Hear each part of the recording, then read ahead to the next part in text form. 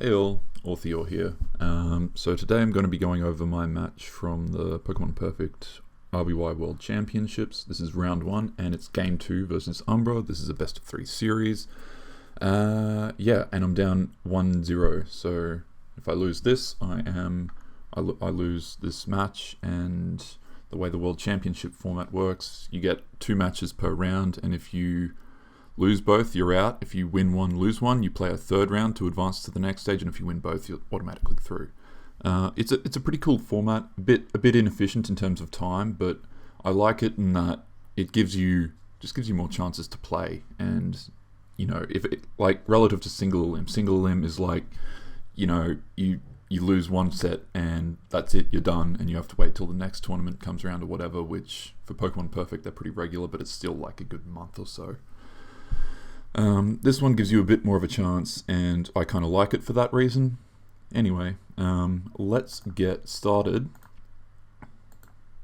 So, yeah, Zamstami matchup, we're gonna just trade Paralysis here. My team, I'm running Big 4 with Rhydon in the 5th slot, so I'm kind of needing that Paralysis, so that's... yeah, I'm not gonna not throw Paralysis out here. And the idea behind this team is that, like, it was built around Mega Drain Executor, and the rationale was that with Mega Drain Executor, I don't have to worry about Starmie blocking my sleep. Every other lead is physically vulnerable, so I can run Rhydon and Snorlax and pressure those leads really aggressively. So that's what I've done here. I've gone out to Snorlax against the paralyzed Zam to just get on the offensive. They've gone to Chansey. One thing that's worth noting is that the reason I didn't, like, if we go earlier, you'll see that I don't scout for counter. That's actually like a moveset restriction on my part. I'm running Body Slam Hyper Beam, so I don't really have a lot of tools to deal with counter. Like, I could have gone Reflect to scout for it, but that, if they don't have it, that's kind of wasting a turn, and it's unlikely that they would have counter. Counter is not a common option, so that's why I didn't scout for it. Bit of a risk, but it works. But yeah, once I stay in, I know they're going to respond differently. They're not going to keep spamming Soft Boiled, so that's why I go out into Executor to absorb Paralysis. That gives me a second sleep blocker. And this one's obviously really strong. It can wall opposing Executor really well, but also I know that by going to Executor, I'm going to lure in their own Alakazam, because they'll be wanting to block sleep, and I take advantage of that here by doubling out to Rhydon. So they're going to go out to Starmie. I was Rock Sliding expecting Executor, but yeah, that works. Anyway, they go for Blizzard. I was actually half tempted to stay in, just because usually if Starmie switches in that position, often they'll just recover. But no, they go for the Blizzard here and get a first turn freeze. Yeah. They got an early freeze in the last game as well, so that kind of sucks. Anyway, go out to Starmie. It's a good kind of generic option to cover a lot of things, but like they send in their Zam. I'm not going to try and tangle with that. So I go to Snorlax. Switching directly in is a bit of a risk because I do eat a Psychic and that could have done a lot of damage, but it works out, and I'm kind of lacking in options because my Executor can't really beat a Zam. Rhydon is even more risky, and I don't really have anything else. So yeah, Body Slam. So I get damage off on Executor. Interesting. How much is their their Chansey's a bit weakened, so that's why they didn't switch it in there. But at the same time, it's kind of interesting that they're letting Executor take damage from my Snorlax, just because I've already revealed Rhydon, so you would generally want to preserve Executor. Anyway, so I'm going to go to my own Executor, block sleep, obviously. Yeah, here I stay in, go for the Mega Drain. I think the goal here was to just deal a little bit of damage so that I know their Alakazam is going to recover. Because at, 70%, something like that, it's kind of ambiguous whether or not they're going to recover, or if I'm going to be switching into a Psychic, and I've already switched Lax into a Psychic once, so it doesn't really have the HP to deal with that. Rhydon gets 2-hit KO'd, so that's not really an option. So that's why I Mega Drain here to force the recover.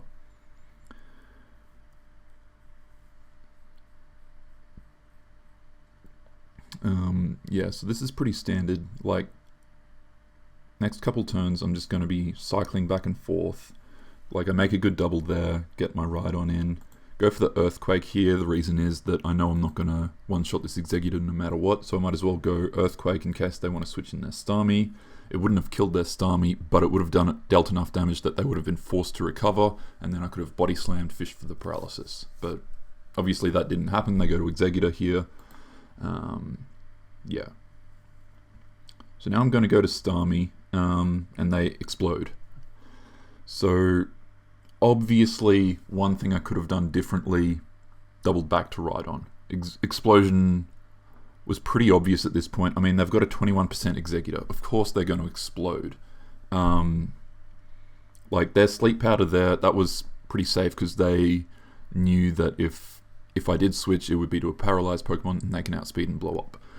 But really, I should have doubled back to Rhydon because that explosion was just so obvious. But at the same time, I'm not really too concerned. Like, it's... I don't know, maybe I was worried about mind games or something, but also, that Starmie is not particularly valuable at all. Like, it's paralyzed, they've got a Chansey, they've got Alakazam that can, you know, wall it. Their own Starmie is unparalyzed, and okay, I don't know what its coverage options are, but usually it's Blizzbolt if it's outside the lead position, which means it would beat my Starmie. So Starmie doesn't really cover a whole lot here, which is why I kind of like it's not a risk I should have taken. I am kind of behind. So I do need to preserve all my options, even if I don't think they're very good. But at the same time, I don't think this is very useful. The Starmie probably isn't going to do a whole lot, which is why I let it die here. Yeah. So why did I send in Rhydon? That's actually really interesting. Maybe I can only assume I was expecting a Zam, or possibly that Chansey. Chansey would have still been... Like, Chansey wouldn't have stayed in on Rhydon because although Chansey does outspeed and hit it with Ice Beam, which actually it hasn't revealed Ice Beam, that's interesting, but I assume it would have had Ice Beam, or it would have been Raish and it would have set up Reflect. Yeah, it wouldn't have stayed in because Rhydon's powerful enough that, like, at 58%, it's risking being KO'd there. So I probably should have expected the Starmie switch in. It's a good option against literally everything on my team. Snorlax is its worst matchup, but even there, like, it's not that bad. Like, Starmie has Recover. Snorlax needs hacks to win, basically. Yeah, so I probably should have expected the Starmie switch in.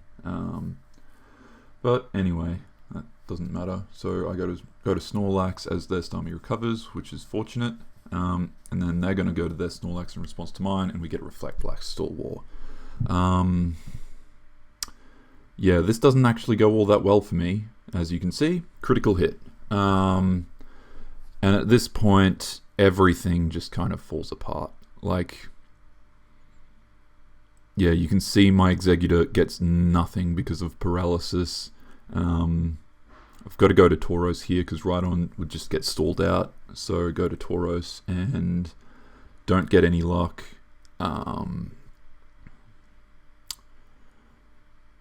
Yeah, that's just really unfortunate.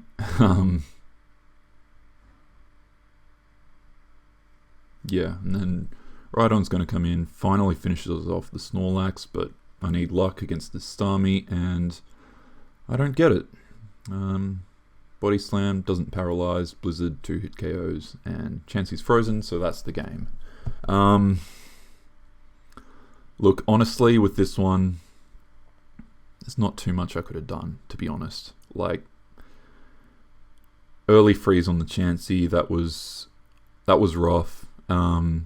Especially with, like, they had a Zam and a Starmie. Like, I needed that Chansey. And it was frozen, like, right from the start. So that really sucked. Still would have been winnable, but that Snorlax getting as lucky as it did, yeah, I don't think there was anything I could have done that would have affected the outcome of the battle. Like, as I mentioned, I could have predicted that Executor explosion, because that definitely was predictable. Maybe I can only assume I just kind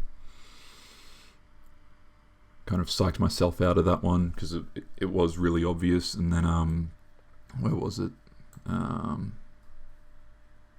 Yeah, after that Executor exploded, I probably should have predicted Starmie to come in, because, again, it's got a really good matchup against my team, so it makes sense that they would go to it in a double-blind situation.